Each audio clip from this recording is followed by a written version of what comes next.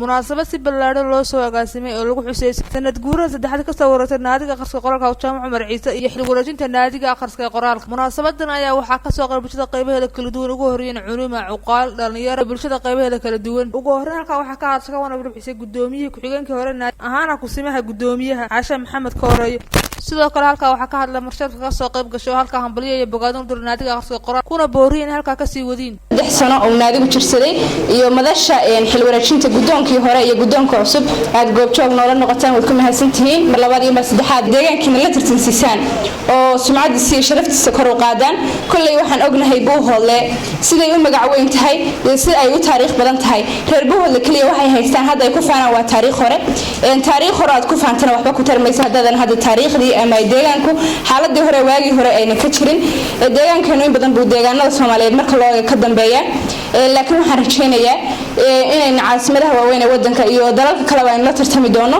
gudoomiye Nasra Cabdi Cabdullaahi iyadana Ilaahay subhanahu wa ta'ala waxaan uga rajaynayaa in mudaxileedkaadaas Ilaahay fududeeyo kulay waxaan u maleynayaa qaar badan wax oranayaan maxaa gabadh hoggaanka lagu dhibay laakiin Nasra intan ku qof lagu kalsoonaado baan ku kalsoonahay marka laga yimaado kartideeda qofnimadeeda iyo gobonnimada reer Buuhoodle inay gudoomiyaha cusub la shaqeeyaan ay garab siiyaan si ay wax badan uga bedelaan deegaanka ay uga bedesho iyada iyo tiimkeeduba insha Allah waxaan rajaynayaa sidii hore aan la shaqeyn jirtay Naciima Maxamed Baxnaan oo hadda hayaanka waxbarasho ka wada Turkiga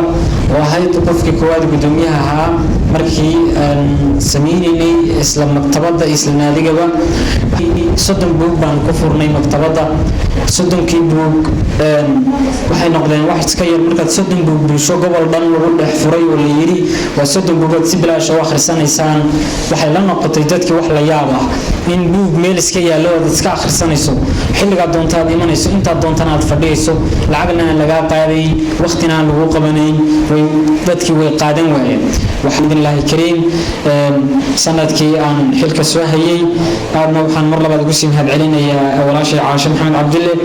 oo iyana mudooyinka ugu dambeeyay caqabadihii jiray soo fududeysay wuxuu ugu weynaan gaadhnay waxa weeyeen inuu meel aad leedihiin hesheen oo wax ku akhrisanaysaan ciidanaydi ka xigin taana ku bishaareyn jireen ama wasaaradda arrimaha gudaha ay qaban jirtay ayay hayaan waa arrimo xagga Ilaahay subhanahu wa ta'ala agtiisana ajar weyn laga helayo xagga qofka sumcadiisa iyo wixii uu bartay iyo kartidiisa uu soo saarana ay ugu jirto Ilaahay subhanahu wa ta'ala waxa weydiisanaa khayrka inuu waafajiyo ururka iyo madaxda cusub hadda xilka qabatana uu xilka u fududeeyo istaagay in ay qaadaan mas'uuliyad iyo hami in badan oo kamid ah ay u hirgashay oo ah inay unkaan oo aasaasan maktabad akhris iyo qoraal iyagoo dhalinyaro ah iyagoo aynu dareemi karayno in la oran karayo inta shaqaysata marka la eego iyo intaan shaqaynin boqolkiiba inay macal hal aysan ahayn haddana hamigoodii ee booyina u hirgeliyay taasi waxay tusaale u tahay in cid kastoo hami leh ay heli doonto xilli ay hamigoodaas ee ah akhrin iyo qoris haddii cabiraada ay saaraan culimadu marka ay sheegayaan ayaa waxay tahay ibni aadam kasta oo hormaraa wuxuu ku hormaraa akhrin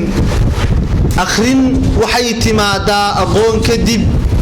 qoraalle wuxuu yimaadaa aqoon kadib waxaynu isku boorinaynaa dhammaanteen inaynu horta marka hore aynu wada qaadano geediga aqooneed iyo inaynu horusocod aynu samayno inteeda umadana ku dib dhacaan hooseynta ay labada ka hooseeyaan maxaan marka xiga u hambalyeynayaa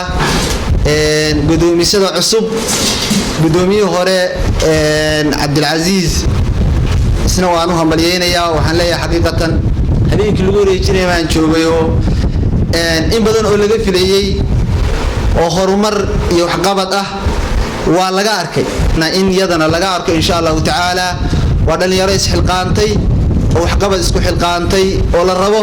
qof kasta oo dareen dhalinyaranimo iyo dareen waxqabadeed uu ku jiraan inuu garab istaago weeyaan yaa gudoomiyaha cusub waxaan sidoo kale u mahad celinayaa dhammaan intii halkan soo gaarsiisay naadiga akhriska iyo qoraalka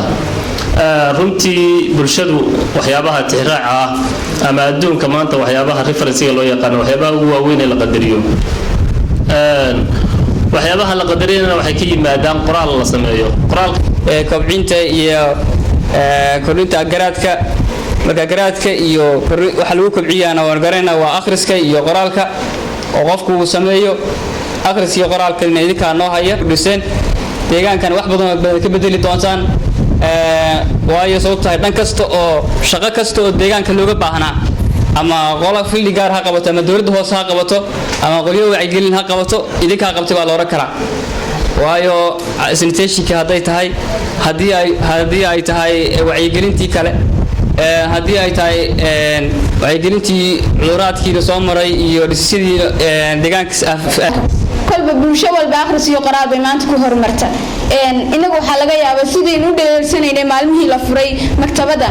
maanta inayna u dhayalsano aynu ku faraxsanahay balse waxaa hadhay maktabadu dhowr qabcadood baa bannaan kolba inteedii bannayd way buuxdaa laakiin dhowrkii qabcadood ciddii buuxin lahayd maanta waa inaka qof waliba wax buu akhristaa ama ingilish haado ama carabi haado inooga fadhiyo ama halkan aynu uga ducaynaynaana waa gudoomiyaha cusub waxaan leenahay ilaahay xilka ha ku fududeeyo halkii hore aad hiigsanaysay markii aad xilka kale haysay ama uu hiigsanayay gudoomiyihii hore waqtigu ka dhamaadayna meel ka sareysaba insha Allah ayaan ku rajaynaynaa muddo 3 sano ayuu soo jiray muddada uu soo jiray wax qabadkiisu waa kala badan yihiin badan waxa uu qabtay ayaa badan waxaan kaloo hambalyeeyaa gudoomiyaha cusub ee naadiga akhriska gudoomiyaha Caasha gudoomiyaha Nasra